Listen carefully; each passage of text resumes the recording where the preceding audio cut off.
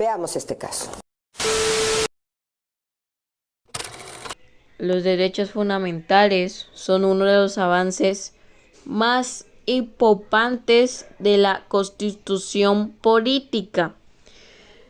En este artículo reconoce a todas las personas que hayan nacido en el país como el Estado, así garantizando la libertad y igualdad. Estos son derechos como la vida, la educación y la salud. Además, se creó la acción de tutela que ayuda a proteger de una forma veloz los derechos fundamentales cuando están en peligro. Participación democrática. Fortaleció la democracia participativa mediante la creación de múltiples mecanismos de participación ciudadana, como el referendo, la consulta popular, el cabildo abierto, la iniciativa legislativa y la revocatoria del mandato. Esto permitió que los ciudadanos tuvieran mayor coincidencia en las decisiones públicas.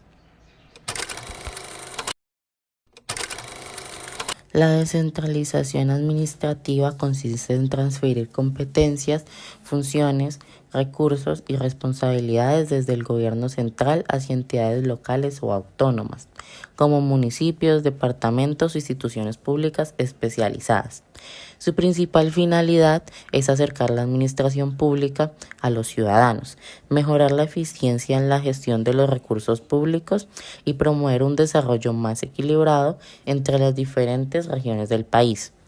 En otras palabras, se busca que las decisiones no se tomen únicamente del poder central, sino que también puedan tomarse en niveles más cercanos a la población, considerando las necesidades y características propias de cada territorio. Las entidades que reciben estas competencias gozan de autonomía administrativa, técnica y financiera, lo que significa que pueden tomar sus propias decisiones dentro del marco legal establecido. Sin embargo, el Estado central mantiene una función de supervisión y control para garantizar que todo se realice conforme a la ley y a los objetivos nacionales. Podemos distinguir dos formas principales de descentralización administrativa. Descentralización territorial, que otorga competencias a los gobiernos locales o regionales, como municipios o departamentos, para administrar los asuntos de su territorio, por ejemplo, la educación, la salud, la infraestructura o los servicios públicos básicos.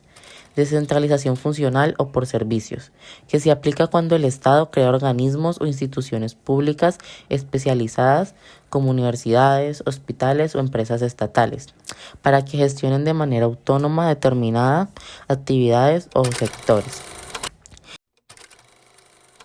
Después de la Constitución de 1991, Colombia dio un gran paso fundamental hacia el reconocimiento de su diversidad étnica, cultural y social.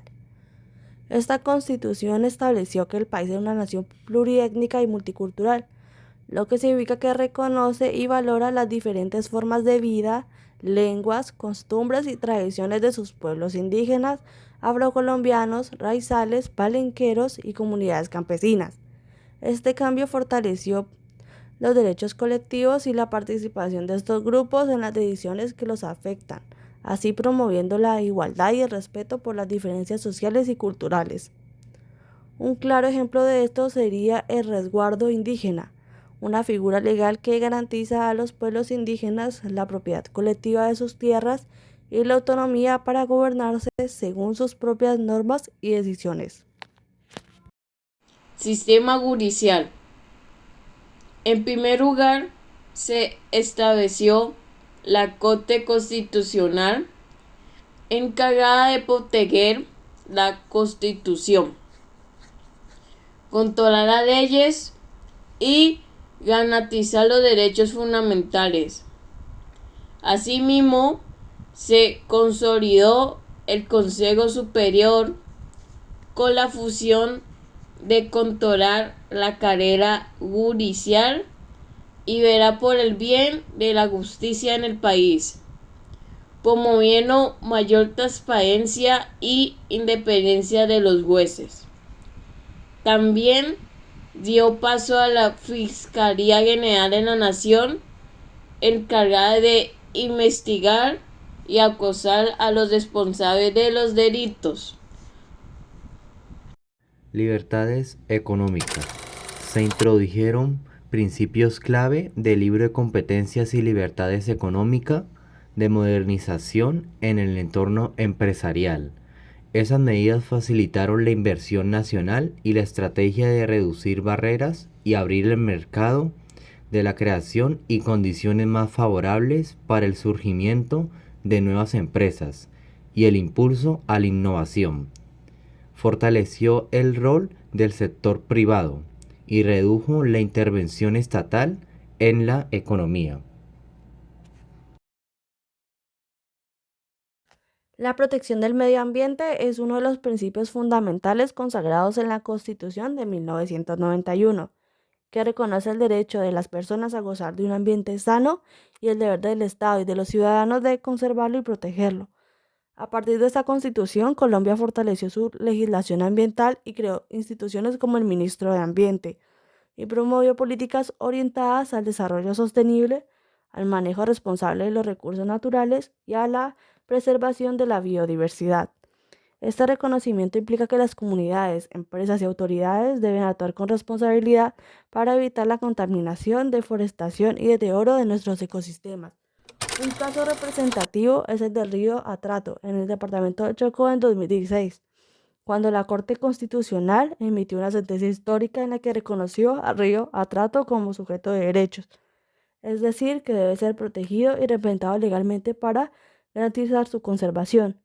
Esta decisión surgió por la contaminación gravemente causada a la minería ilegal y la vulneración de los derechos de las comunidades indígenas y afrodescendientes que dependen del río. El fallo ordenó al Estado tomar medidas concretas para su recuperación y demostró cómo la protección del medio ambiente se ha convertido en un compromiso legal y ético en Colombia. Es un mecanismo de participación ciudadana que permite al pueblo aprobar o rechazar directamente leyes o reformas constitucionales, con finalidad de que los ciudadanos decidan sobre asuntos de gran importancia nacional, ejerciendo el poder soberano. El plebiscito es un mecanismo de participación ciudadana mediante el cual el presidente de la República somete una decisión política de especial importancia a la votación del pueblo, para que éste exprese su aprobación o rechazo. Este instrumento fortalece la democracia directa, ya que permite que los ciudadanos participen en asuntos fundamentales del país, más allá de las decisiones tradicionales. El plebiscito no crea ni modifica leyes, pero su resultado tiene un peso político significativo, puesto a que refleja la voluntad popular frente a un tema determinado. Uno de sus casos más relevantes en Colombia fue el plebiscito por la paz en el 2016, convocado por el presidente Juan Manuel Santos, para que los colombianos aprobaran o rechazaran los acuerdos firmados con el gobierno y las FARC en La Habana, Cuba.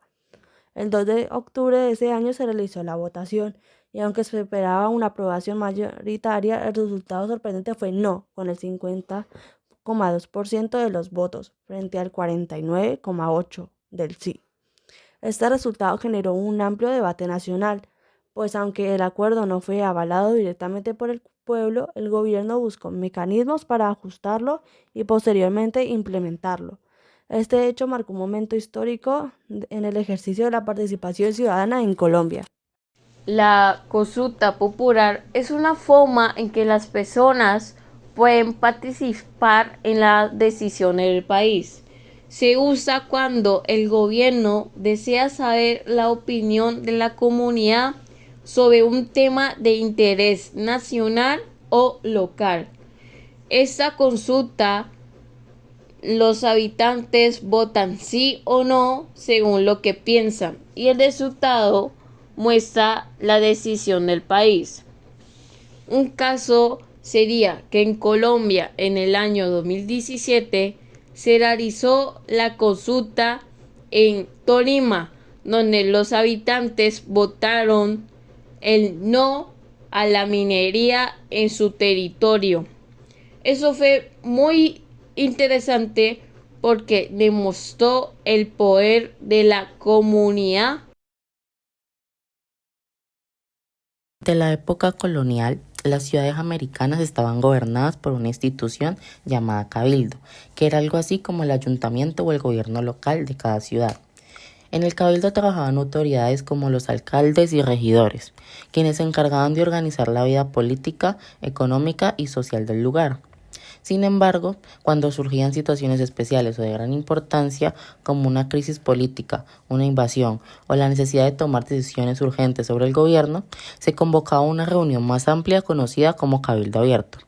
El Cabildo Abierto era una asamblea pública de vecinos, donde podían participar los llamados vecinos principales, es decir, las personas más influyentes, respetadas o con propiedades en la ciudad. No era una reunión abierta a todos los habitantes, pero sí significaba un paso a una mayor participación del pueblo en las decisiones importantes. Durante estas reuniones, los vecinos se juntaban para debatir, opinar y votar sobre los temas que afectaban a toda la comunidad. Las decisiones que se tomaban allí reflejaban en parte la voluntad del pueblo y mostraban que los ciudadanos empezaban a involucrarse más en los asuntos políticos. Por ejemplo, fue el que tuvo lugar el 25 de mayo de 1810 en Buenos Aires. En ese momento, el virreinato del Río de la Plata atravesó una gran crisis, ya que España estaba invadida por Napoleón y el poder del rey estaba en duda. Ante esta situación, los vecinos de Buenos Aires se reunieron en el Cabildo Abierto para decidir qué hacer. Después de debatir, decidieron destituir al virrey Baltasar Hidalgo de Cisneros y formar una junta de gobierno propia. La revocatoria del mandato es un mecanismo de participación ciudadana establecido en la Constitución de 1991 que permite a los ciudadanos retirar del cargo a un gobernante elegido por voto popular antes de que termine su periodo, cuando se considera que no se ha cumplido con su programa de gobierno o ha perdido la confianza del pueblo. Este derecho fortalece la democracia, ya que le da a la ciudadanía la posibilidad de ejercer control político directo sobre sus representantes y exigir responsabilidad en su gestión laboral. Un ejemplo claro de revocatoria del mandato en Colombia fue lo ocurrido en Bogotá en el año 2013, cuando se impulsó un proceso de revocatoria contra el entonces alcalde Gustavo Petro. Diversos sectores ciudadanos y políticos promovieron la revocatoria, argumentando que el mandatario no estaba cumpliendo con las promesas de su programa de gobierno, especialmente temas relacionados con la recolección de basura, la movilidad y la seguridad. Se recogieron cientos de miles de firmas, lo que permitió que la registraduría avalara el proceso para convocar a las votaciones. Sin embargo, el caso tomó un rumbo complejo cuando el Procurador General destituyó a Petro de su cargo y lo inhabilitó políticamente, lo que generó un debate nacional sobre la legitimidad de las decisiones institucionales y los derechos políticos. Posteriormente, la Corte Interamericana de Derechos Humanos falló a favor de Petro, señalando que su destitución había vulnerado sus derechos políticos, reafirmando la importancia de que solo el pueblo lo hiciera. Mediante la revocatoria puede decidir si un gobernante continúa o no en el cargo. En este caso se convirtió en un ejemplo emblemático del uso y los desafíos en este mecanismo de participación ciudadana en el país.